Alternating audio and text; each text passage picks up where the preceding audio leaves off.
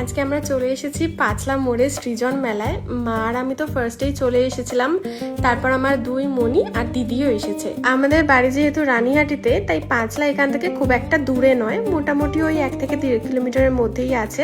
আর এত বড় একটা মেলা বসেছে, সেখানে না গেলে কি চলে? সত্যি বলতে আমি ভেবেছিলাম এটা সাধারণ মেলার মতোই হবে, কিন্তু এখানে এসে দেখি কি নেই এখানে। মানে ঘর সাজানোর জিনিস, নিত্য প্রয়োজনীয় সামগ্রী, নানা রকম আচার, পাঁপড়, মশলা, হাতে তৈরি জিনিস, মুখরোচক খাবার, মানে তুমি যা যা ভাবতে পারো সবই আছে। এত কিছু দেখে তো আমি পুরো কনফিউজড হয়ে গিয়েছিলাম যে কি নেবো আর কি না।